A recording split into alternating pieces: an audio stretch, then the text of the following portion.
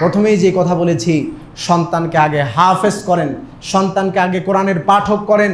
ছোটবেলাতে ব্রেন ভালো থাকে, 5-7 বছরে আগে কোরআনের দার্স দেওয়া শুরু করেন।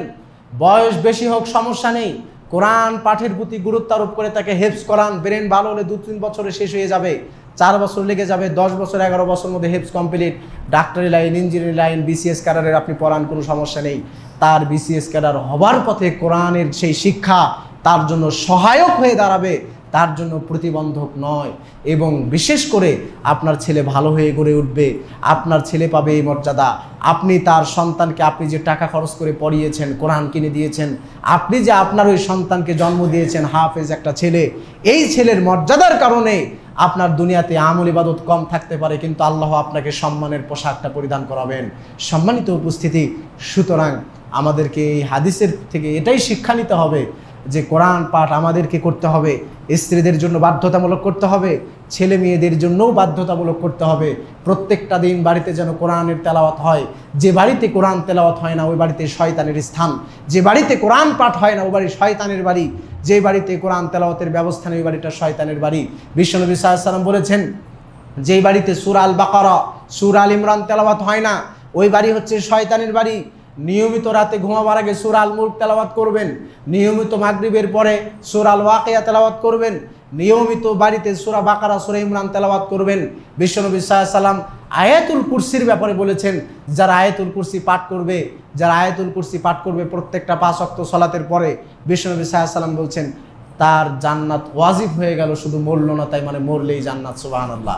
আবার বিশ্বনবী সাল্লাল্লাহু আলাইহি ওয়াসাল্লাম অন্য একটা হাদিসে বলেছেন, সূরা আল বাকারার শেষ 3টা আয়াত যারা পাঠ করবে প্রত্যেকটা দিন রাতে, তার জন্য সূরা বাকারার শেষ 3টা আয়াতই যথেষ্ট হয়ে যাবে, পৃথিবীতে আর কিচ্ছু লাগবে না। সুবহানাল্লাহ।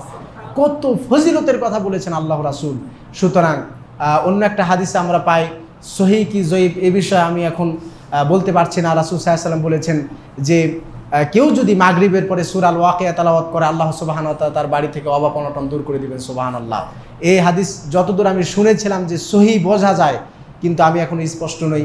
তবে যাই হোক, প্রত্যেকটা আয়াতের প্রত্যেকটা সূরার নির্ধারিত ফজিলত আছে। সূরা আল ইখলাসের আল্লাহ রাব্বুল আলামিন এত ফজিলত দিয়ে দিয়েছেন, কেউ যদি একবার পাঠ করে কোরআনের 1/3 পাঠের সওয়াব তার হবে, 2 বার পাঠ করলে 2/3, 3 বার পাঠ করলে পুরো কোরআন পাঠ করে যে সওয়াব আমল নামায় তার সেই সওয়াব দেওয়া হবে। সুবহানাল্লাহ। সুতরাং এগুলো পাঠ করার চেষ্টা করবেন। যারা পারেন না, বোঝেন না, অন্তত এগুলো মুখে আওড়ানোর চিন্তা ভাবনার চেষ্টা করুন। আল্লাহ আমাদের জন্য সহজ করে দিন, আল্লাহুম্মা আমিন। সম্মানিত উপস্থিতি, বিশ্বনবী সাল্লাল্লাহু আলাইহি ওয়াসাল্লাম বলেছেন, ইবনে মাজাহ 215 নম্বর হাদিস, আনাস রাদিয়াল্লাহু তাআলা আনহু থেকে হাদিসটা বর্ণিত।